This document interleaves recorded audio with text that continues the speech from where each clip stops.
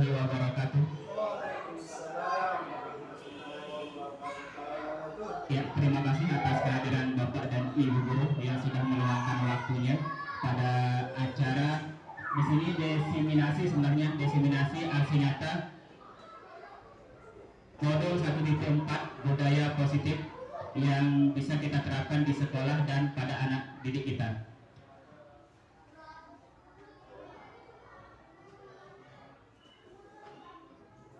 Ya, untuk agenda hari ini ada pembukaan, terus yang kedua pemahaman inti, yang ketiga eksplorasi konsep, dan yang terakhir refleksi.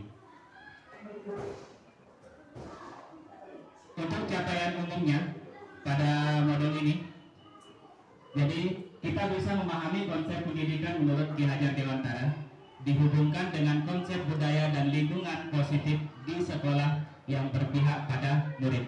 Yang kedua, melakukan evaluasi dan refleksi tentang praktik disiplin dalam pendidikan Indonesia secara umum untuk mendapatkan pemahaman baru mengenai konsep disiplin positif untuk menciptakan murid dan dengan profil pelajar Pancasila. Yang ketiga, memahami peran sebagai guru untuk membangun budaya positif dengan menerapkan konsep positif, disiplin positif dalam berinteraksi dengan murid. Nah, di sini ada pertanyaan pemantik dalam budaya disiplin. Sekarang Bapak Ibu hanya menjawab setuju atau tidak setuju. Yang di sini hukuman. Nomor 1, hukuman dapat mendisiplinkan anak. Apakah Bapak Ibu setuju atau tidak setuju? Kurang setuju. Ya. Setuju? Setuju. Ya. Yang kedua, pemberian hukuman dengan hal positif seperti membaca atau membersihkan halaman sekolah dapat meningkatkan disiplin anak. Setuju atau tidak setuju? Setuju. Yang ketiga, memberi penghargaan dapat meningkatkan motivasi belajar anak. Setuju. Ya, mari kita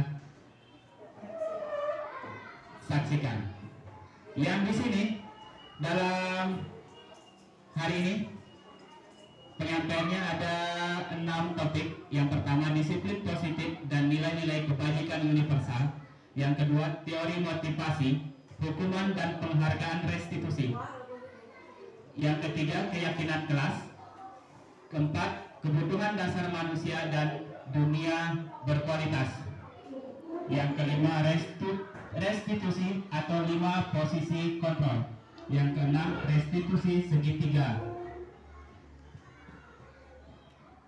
Yang pertama, disiplin positif dan nilai-nilai kebajikan universal. Nah, di sini mari kita lakukan kepalan tangan. Ya, kepalan tangan misalnya sekarang Pak Guru Anwar mengepalkan tangannya, ya, yang di sebelah kiri. Berarti Bu Anis, nanti Pak Ustadz sama Bu Abah kepalkan tangannya. Anggap di dalam kepalan itu sesuatu yang berharga, sesuatu yang berharga. Di sampingnya, di samping Pak Guru dan Ibu Guru, bisa membujuk Pak Guru dan Ibu Guru yang mengepalkan tangan. Bisa membujuk dengan terpaksaan supaya kepalanya bisa dibuka. Bayangkan yang digenggam itu sesuatu yang paling berharga. Yang paling berharga. Coba kita lakukan. Sekarang Pak Anwar genggam sekuat-kuatnya. Jangan sampai bisa dibuka sama Pak Guru Muhid. Bu Anis juga, Pak Ustadz juga. Digenggam. Bisa enggak? Atau gimana? Silakan Bu Ustadz sama Peki. Dibuka sekuat-kuatnya, bisa tidak?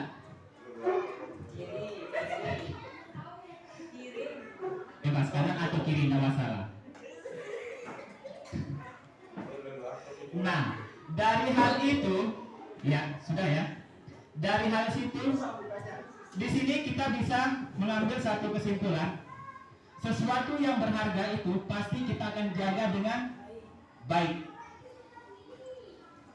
Atau bahkan ada di antara kita sesuatu yang berharga bisa kita bagi. Pasti itu ada. Misalnya Pak Guru Anwar, baru dirayu sama Pak Muhid,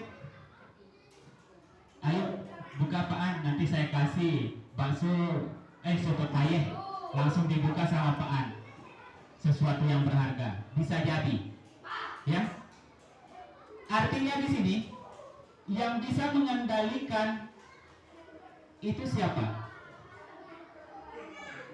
Pasti diri kita sendiri. Itu artinya posisi kontrol ada di diri kita sendiri. Apakah kita bisa memberikan dengan cuma-cuma atau mempertahankannya dengan sekuat tenaga?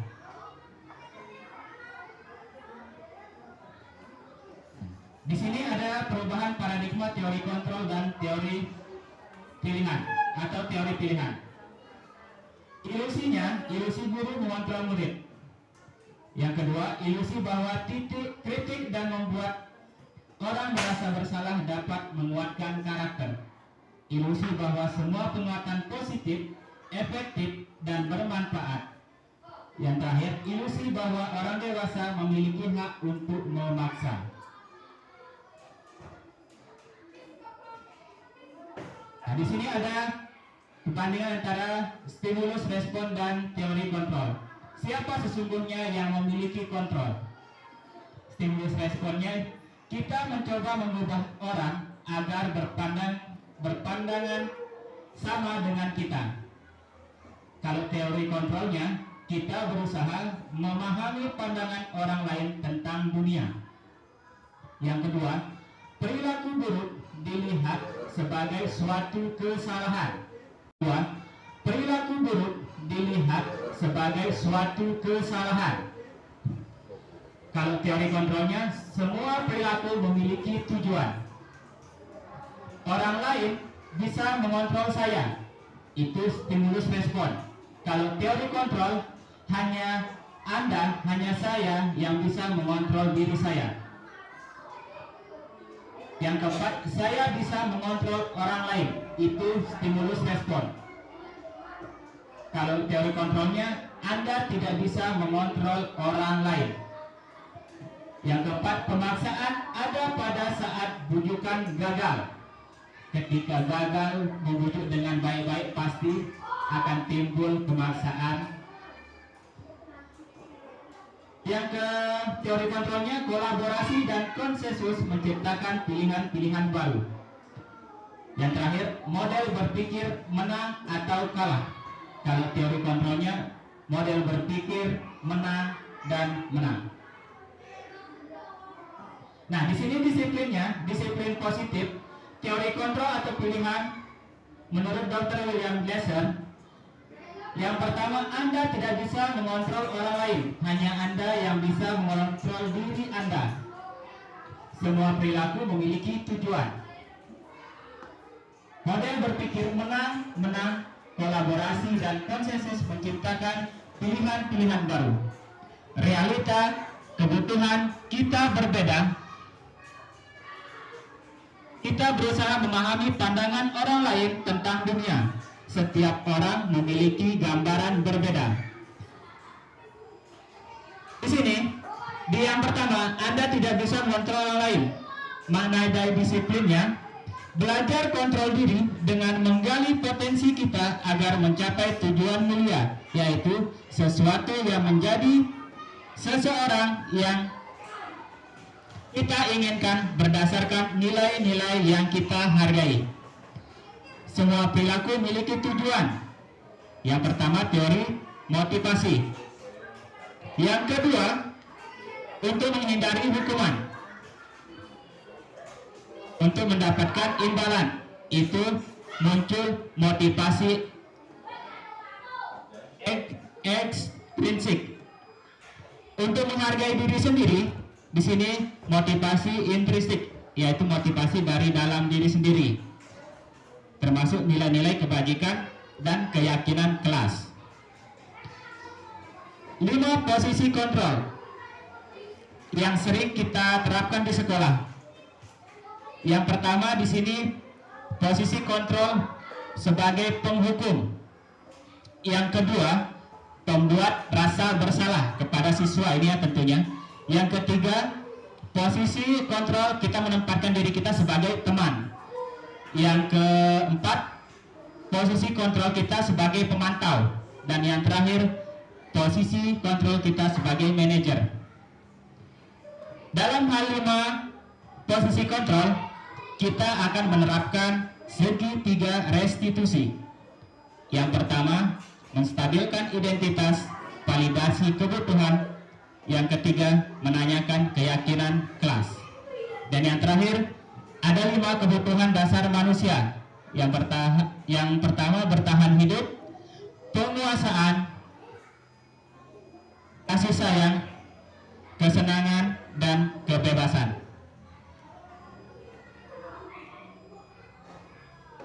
Kita mulai dari makna disiplin. Disiplin di sini berasal dari bahasa Latin, yaitu disciplina, yang artinya belajar. Makna asal dari kata ini berkonotasi dengan disiplin diri dari murid-murid Sokrates dan Plato.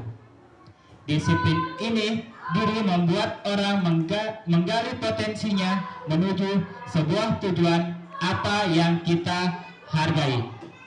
Namun dalam budaya kita, makna kata disiplin telah berubah menjadi sesuatu yang dilakukan seseorang pada orang lain untuk mendapatkan kepatuhan. Kecenderungan umum adalah menghubungkan kata disiplin dengan ketidaknyamanan, bukan dengan apa yang kita hargai atau pencapaian suatu tujuan yang mulia.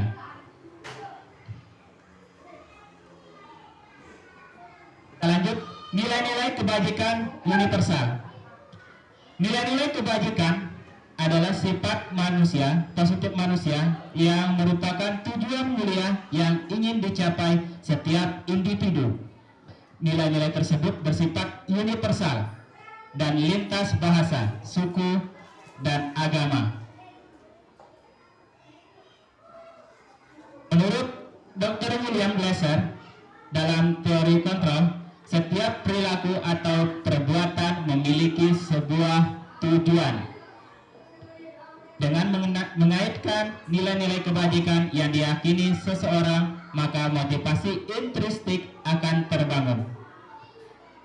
Nilai-nilai kebajikan yang ingin dicapai oleh setiap anak bangsa Indonesia kita kenal dengan profil pelajar Pancasila, yang sering disingkat dengan makan roti manis, atau beriman, bertakwa kepada Tuhan Yang Maha Esa, dan berakhlak mulia, mandiri, bernalar kritis, berkebinekaan global, gotong royong, dan kreatif.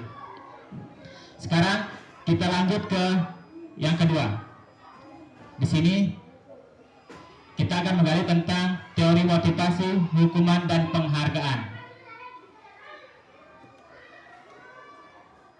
Teori motivasi perilaku manusia.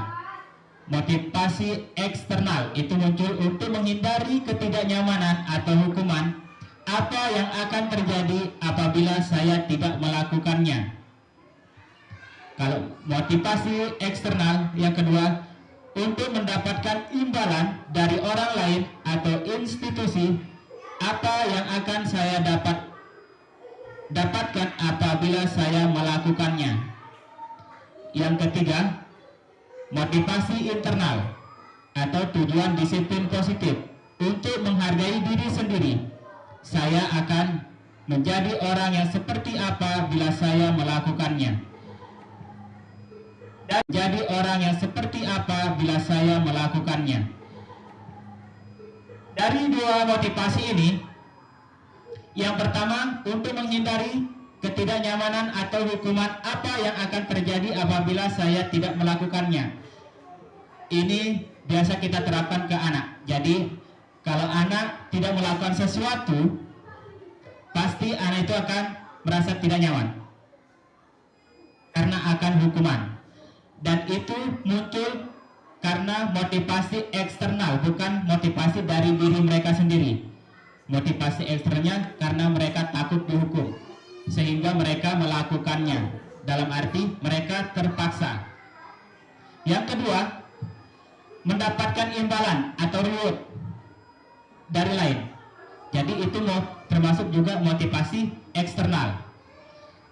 Misalnya, kalau saya bisa mengerjakan tugas matematika ini, saya akan diberi permen sama Pak Guru. Motivasinya itu akan meningkat. Dan itu terjadi di dalam jangka waktu yang tidak lama. Sedangkan motivasi internal itu mereka menyadari dari diri mereka sendiri untuk menghargai dirinya, supaya apa yang mereka kerjakan itu bermanfaat bagi dirinya, bukan gara-gara karena takut atau dapat imbalan.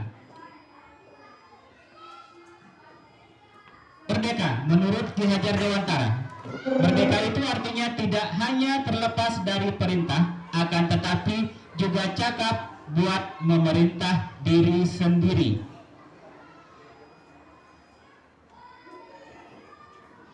Dihukum oleh penghargaan.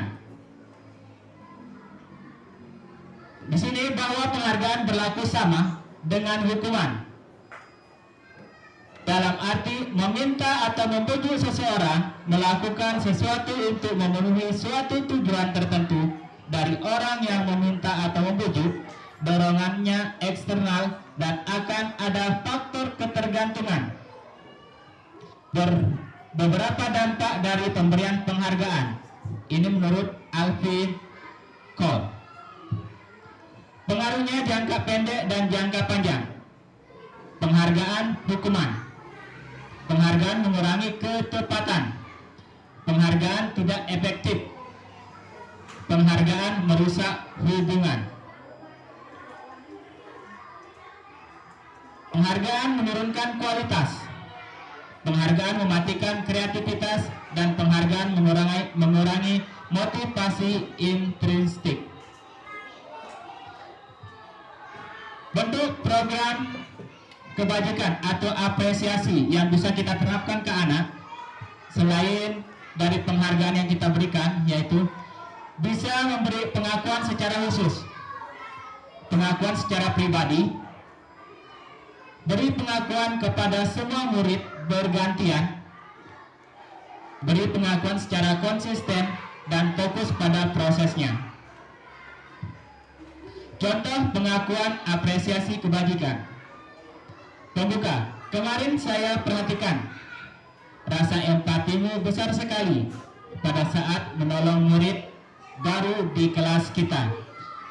Di sini kita memberi apresiasi kepada seorang murid dengan nilai kebajikan, sehingga anak merasa dihargai, merasa diperhatikan juga. Di samping ada penghargaan untuk mereka. Jadi tanpa penghargaan, kalau kita beri pengakuan kepada mereka, mereka akan melakukannya dengan kesadaran diri sendiri. Nah, sekarang coba kita cek di sini. Kalimat yang 1, 2, 3, 4, 5, 6 ini apakah termasuk hukuman atau konsekuensi? Yang pertama, mencatat 100 kali di dalam buku kalimat "saya tidak akan terlambat lagi karena terlambat ke sekolah". Ini hukuman atau konsekuensi? Konsekuensi. Yang kedua, lari mengelilingi lapangan basket 2 kali karena terlambat hadir di sekolah. Hukuman. Yang ketiga, murid diminta untuk push up 15 kali karena tidak menggunakan masker ke sekolah. Hukuman. 4, menggantikan kertas tugas teman yang telah dicoret-coret. Konsekuensi atau hukuman? Konsekuensi. Membersihkan tumpahan air di meja tulis karena tersenggol pada saat belajar. Konsekuensi. Murid disuruh untuk tidak mengenakan sepatu seharian di sekolah karena tidak mengenakan sepatu hitam. Hukuman. Yang terakhir, lari mengelilingi lapangan basket 2 kali karena terlambat 10 menit untuk pelajaran PJOK. Ini hukuman atau konsekuensi? Mari kita cek bersama-sama. Nah, mencatat itu termasuk hukuman. Kenapa? Karena itu membuat murid merasa tidak nyaman atau berjalan satu jalan, tidak ada kesepakatan dari murid. Terus yang kedua, lari mengelilingi lapangan, itu juga hukuman. Murid diminta untuk push up, juga hukuman. Menggantikan kertas tugas teman yang telah dicoret-coret, itu konsekuensi. Karena Pak Hairul Anwar gimana?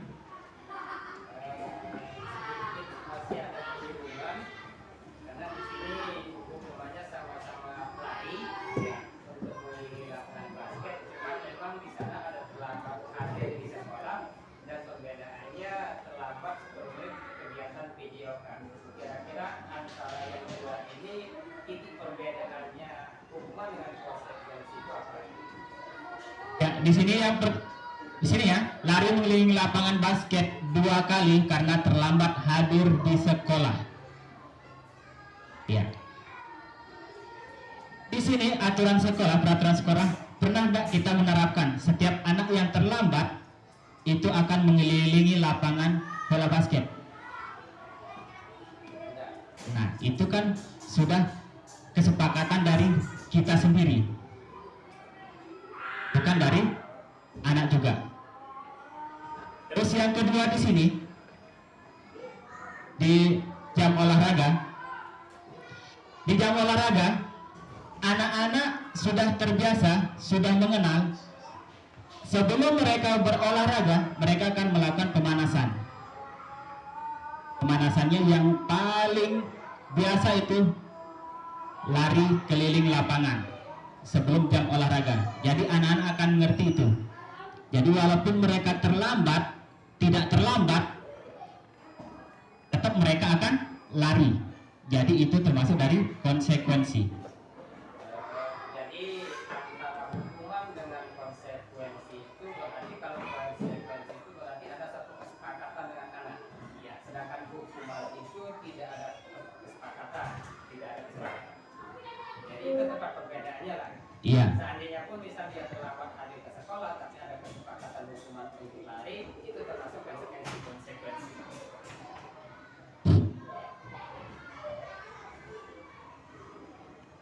Di sini yang Bapak tanyakan, Bapak Hairul tanyakan, di sini perbandingannya. Yang pertama hukuman, sesuatu yang menyakitkan harus terjadi, itu hukuman. Pasti terjadi ke anak kalau kita menerapkan hukuman. Yang kedua, kalau konsekuensi, sesuatu harus terjadi. Bisa dipahami? Artinya di sana tidak ada yang sifatnya menyakitkan, tetapi tetap dia akan mengerjakan itu. Yes. Karena apa? Karena ada konsekuensi kesepakatan yang tadi.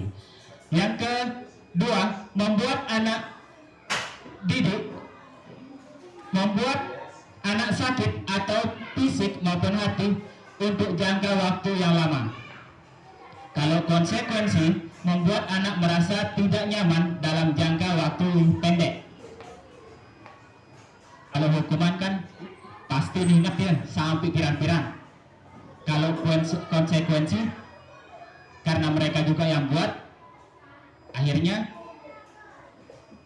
dalam jangka waktu yang pendek, anak-anak merasa tidak nyamannya di waktu yang singkat gitu. Yang ketiga, anak membenci kedisiplinan. Ya, kalau konsekuensi, anak menghargai disiplin. Karena ini kesepakatan mereka yang buat. Paksaan, kalau hukuman itu sifatnya paksaan. Kalau konsekuensi, stimulus tanggapan. mendorong anak menyakiti diri sendiri. Kalau konsekuensi, mendorong anak agar mudah menyesuaikan diri sendiri. Hukuman juga di sini konsep diri yang buruk. Kalau konsekuensi, konsep diri yang baik. Hukuman anak belajar untuk menyembunyikan kesalahan. Ini yang paling sering mungkin terjadi. Kalau hukuman, contohnya, anak belajar untuk mematuhi peraturan. Di hukuman, contohnya, setiap anak yang terlambat karena takut akan hukuman, mereka pasti akan melakukan segala cara supaya tidak kena hukuman. Bisa jadi anak-anak berbohong, menyembunyikan kesalahan karena takut akan dihukum. Tapi kalau konsekuensi, anak belajar untuk mematuhi peraturan karena itu timbul dari diri mereka sendiri. Marah, rasa bersalah, dipermalukan, merasa tidak dihargai, itu hukuman.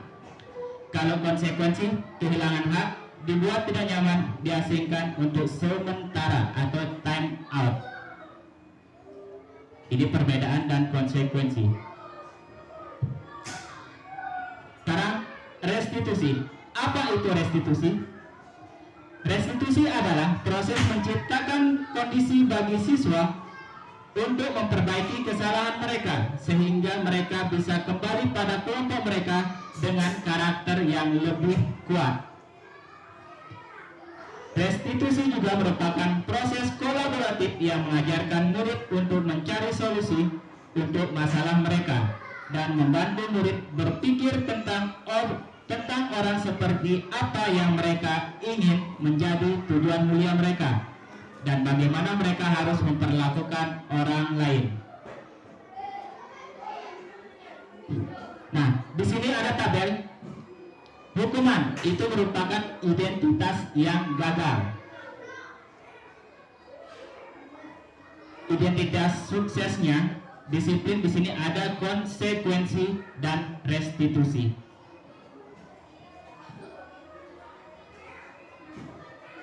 Ada 9 ciri restitusi. Yang pertama, bukan untuk menebus kesalahan, namun untuk belajar dari kesalahan. Memperbaiki hubungan, tawaran bukan paksaan. Restitusi menuntun untuk melihat ke dalam supaya aman. Kalau Pak Ustadz, jaga kepala dari benturan, bisa dikatakan keselamatan, ya. Kalau Pak Anwar, Ya, salah satu pelaporan itu untuk melindungi yang individu yang memiliki satu kendaraan. ya. Yang kedua di sini, mengapa kita memiliki peraturan 3M?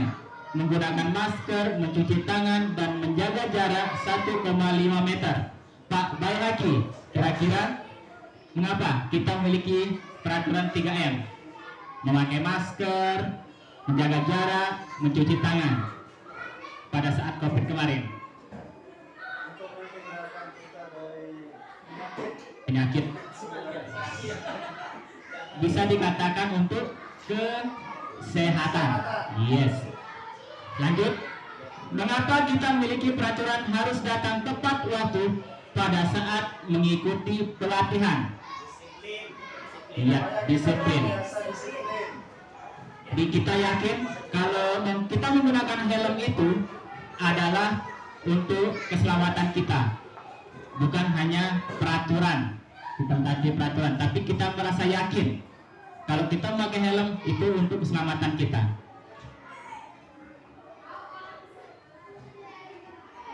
Di sini budaya positifnya, pertama lingkungan positif, keyakinan kelas, peraturan kelas. Dimulai dari peraturan kelas yang kita buat, itu bentuknya apa? Dari peraturan itu kita membuat keyakinan. Setelah keyakinan baru timbul lingkungan positif dan terjadilah budaya positif yang ada di sekolah kita. yang mana merupakan keyakinan kelas. Mengapa? Di sini kesepakatan kelas, datang tepat waktu, mengucapkan salam, menjaga kebersihan sekolah, berdoa sebelum dan sesudah kegiatan, aktif dalam pembelajaran, tertib. Dan yang kedua di sini, kami guru dan murid saling menyayangi. Tiga, kami murid yang semangat belajar. Kami murid yang peduli dengan teman-teman. Keyakinan kelas yang mana kira-kira? Iya, maksudnya keyakinan kelas itu seperti apa dulu pengertiannya? Keyakinan kelas seperti yang tadi. Kita memakai helm untuk apa? Untuk keselamatan, bukan karena ada peraturan menggunakan helm, tapi karena kita yakin kalau menggunakan helm itu untuk menjaga keselamatan. Kira-kira keyakinan. Keyakinan itu muncul ketika ada peraturan yang dibuat, sama kayak helm tadi. Ada peraturannya menggunakan helm, tapi muncul keyakinan kita. Datang tepat waktu, mengucapkan salam. Ini termasuk dari kesepakatan, ya, kesepakatan yang dibuat antara murid dan guru. Keyakinannya apa? Guru dan murid saling menyayangi. Kira-kira bisa ditangkap. Datang tepat waktu, mengucapkan salam. Anak-anak ketika datang ke sekolah salam, itu artinya anak-anak menyayangi gurunya. Bisa juga menghormati, menghargai. Terus menjaga kebersihan sekolah. Kira-kira keyakinan kelasnya apa? Menjaga kebersihan sekolah. Kami murid yang semangat belajar. Kami guru yang saling menyayangi. Kebersihan. Kami murid yang peduli dengan teman-teman. Iya. Peduli, ya. Sekarang kita nyambung sama yang tadi, peraturan. Selalu kembalikan buku ke tempatnya. Selalu kembalikan buku ke tempatnya. Keyakinan kelasnya kira-kira seperti apa? Kira-kira keyakinan kelasnya seperti apa? Disiplin. Ada lagi? Kira-kira apa? Disiplin. Tanggung jawab. Ya. Terus yang kedua, dilarang mengganggu orang lain. Kalau keyakinan kelasnya apa? Kalau peraturannya dilarang mengganggu orang lain. Keyakinan kelasnya menyayangi dan menghargai, hormati. Yang ketiga, hadir di sekolah 15 menit sebelum pembelajaran dimulai. Ini peraturannya. Kalau keyakinan kelasnya disiplin. Dilarang melakukan kekerasan. Ya. Dilarang menggunakan narkoba. Keyakinan kelasnya apa? Kira-kira.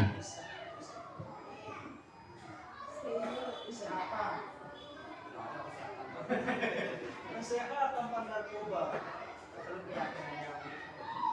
Lingkungan yang sehat.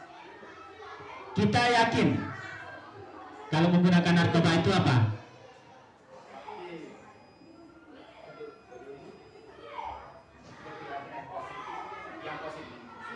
Positif. Nanti kita cek. Ya, kesehatan. Ya. Bergantian atau menunggu giliran. Ya. Gunakan masker. Kesehatan. Jangan berlari di kelas atau koridor. Disiplin.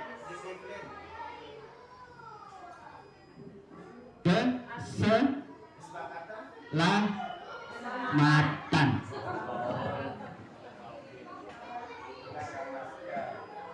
Kalau yang jangan lari, mari kita. Oh, tidak ada ceknya. Ini dia. Lalu kembalikan buku ke tempatnya. Keyakinan kelasnya tanggung jawab. Jadi anak merasa bertanggung jawab. Peraturan yang kita buat itu membuat anak merasa bertanggung jawab. Dilarang mengganggu orang lain. Itu menghormati teman. Hadir di sekolah 15 menit, menghormati orang lain dan komitmen. Jadi anak-anak merasa berkomitmen dan menghormati orang lain. Dilarang melakukan kekerasan. Keyakinan kelasnya keselamatan, menghargai, menghormati orang lain. Dilarang menggunakan narkoba. Seperti kata Pak Bayhaki tadi, kesehatan. Ya, supaya sehat. Hidup tanpa narkoba. Mantap. Yang terakhir, yang ke-6, bergantian atau menunggu giliran. Menghormati orang lain dan bersabar. Seperti katanya Bu Guru Abah, sabar. Gunakan masker, itu untuk keselamatan dan kesehatan kita. Jangan berlari di kelas atau koridor. Itu untuk menjaga keselamatan dan keamanan siswa. Selanjutnya, kebutuhan dasar manusia dan dunia berkualitas. Kebutuhan dasar manusia di sini ada 5. Pertama, bertahan hidup, penguasaan, kebebasan, kesenangan, kasih sayang, dan rasa diterima. 5, posisi kontrol.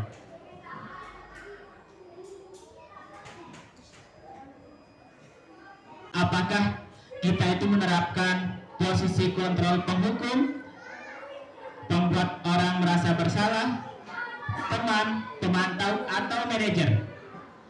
Secara pribadi, saya paling sering merasa di sini posisi kontrol, penghukum, dan pembuat merasa bersalah. Secara pribadi, saya itu menerapkannya ke murid.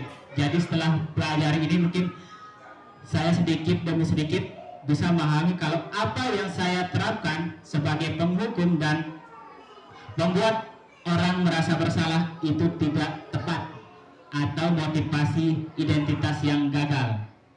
Jadi minimal saya itu menempatkan diri sebagai pemantau, lebih-lebih sebagai manajer. Di sini ada motivasinya, guru berbuat. Kalau identitas gagal penghukum, posisi kontrol penghukum, guru menghardik, menunjuk-nunjuk, menyakiti, menyindir. Membuat rasa bersalah, berceramah dan mengatakan seharusnya kamu tidak melakukan ini, titik-titik, ibu kecewa sama kamu. Itu membuat anak merasa bersalah. Dan itu merupakan kontrol identitas yang gagal.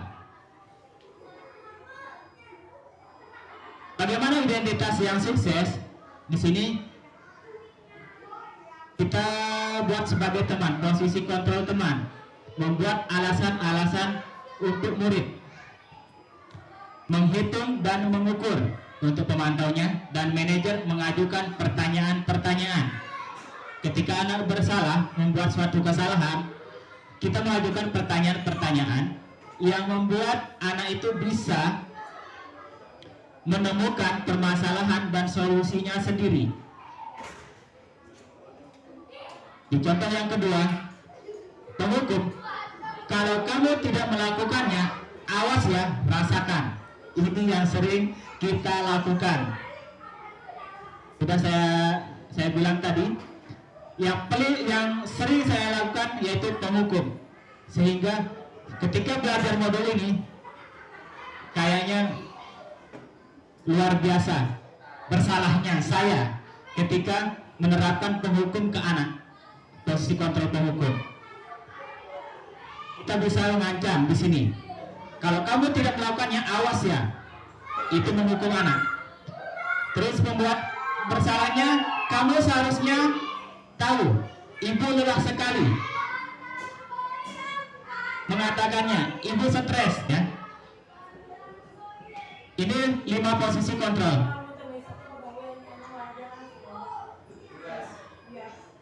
Tugas, pernyataan.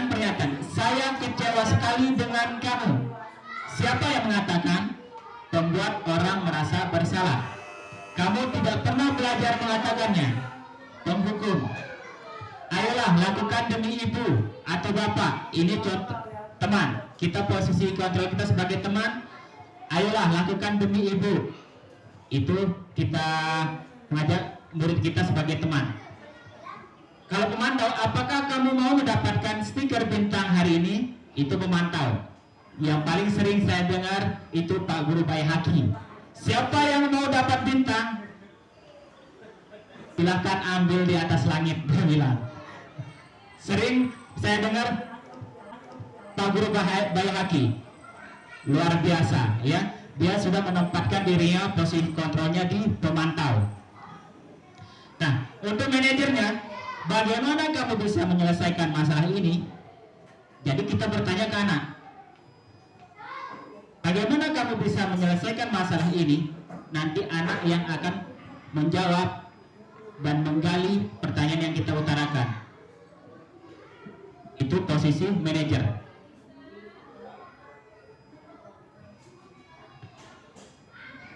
Seharusnya kita bergerak di antara mana? Di sini antara peraturan pemantau atau manajer. Jadi kita bergeraknya antara pemantau dan manajer kalau bisa. Asalkan jangan di penghukum dan rasa bersalah. Segitiga restitusi. Yang pertama, menstabilkan identitas. Setiap orang pasti pernah melakukan kesalahan. Kamu bukan satu-satunya yang pernah melakukan ini. Ini contoh kalimat yang kita berikan kepada anak ketika anak melakukan suatu kesalahan. Itu menstabilkan identitas. Jadi dari jawaban itu kita bisa validasi kebutuhan mereka dengan kalimat, kamu tentu punya alasan mengapa kamu melakukan kesalahan yang tadi. Adakah cara yang lebih efektif untuk mendapatkan apa yang kamu butuhkan? Yang di terakhir di sini menanyakan keyakinan.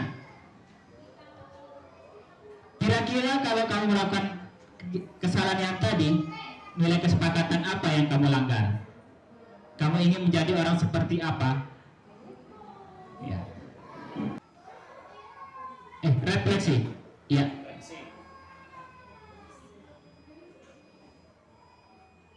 Terakhir, refleksi. Nah, sekarang kita refleksikan tentang budaya positif yang sudah tadi kita sampaikan. Sekarang saya minta bantuan dari Bapak dan Ibu Guru untuk merefleksikannya. Yang pertama, hal baru apa yang mengubah paradigma saya yang saya dapatkan tentang yang tadi? Bisa sama Pak Hairul Anwar dulu.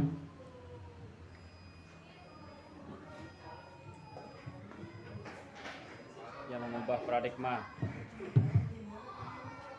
Apa yang Pak Guru dapatkan dari yang tadi? Baik. Singkat saja. Terima kasih dari awal sampai akhir tadi. Alhamdulillah banyak sekali yang kita dapatkan. Salah satunya terkait dengan perbedaan antara konsekuensi dengan hukum. Di sana nantinya tentu kita sebagai guru akan melakukan perbaikan-perbaikan supaya anak itu tidak merasa ada ketidaknyamanan. Bagaimana kita bisa memberikan kenyamanan kepada anak dengan pola-pola yang sifatnya akan memberikan motivasi, dukungan tanpa merendahkan anak tersebut. Mungkin itu. Terima kasih.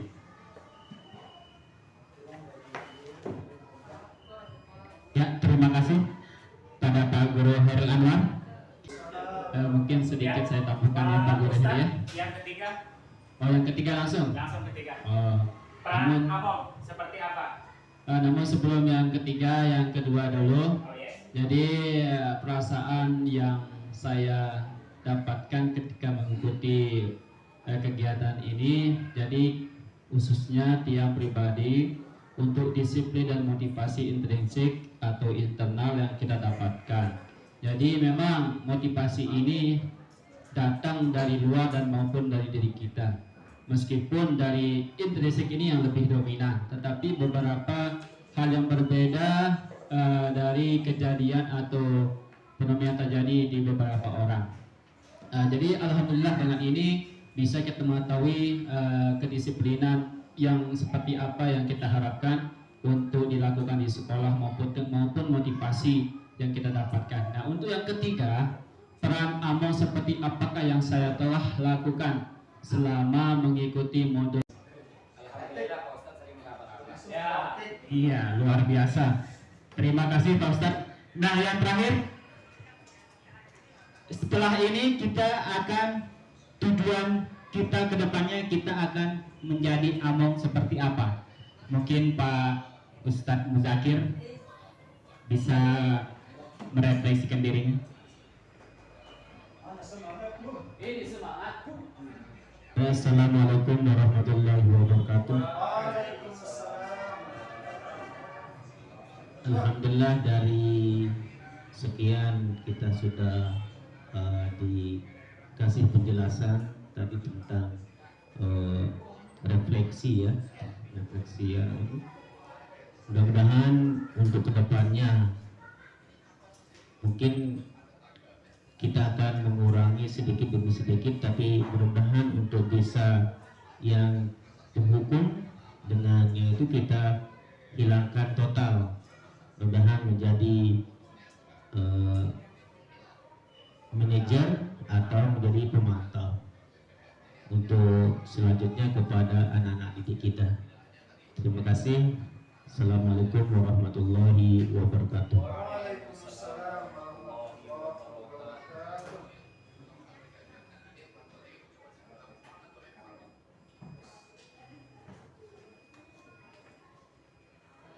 Ya, terima kasih. Selesai untuk hari ini. Terima kasih atas kesempatan Bapak dan Ibu guru yang sudah meluangkan waktunya di sela-sela kesibukannya dalam acara ini atau diskusi kita. Sekian dari saya. Wabillahi taufiq wal hidayah. Wassalamualaikum warahmatullahi wabarakatuh. Waalaikumsalam warahmatullahi wabarakatuh. Ya, kasih aplaus dulu.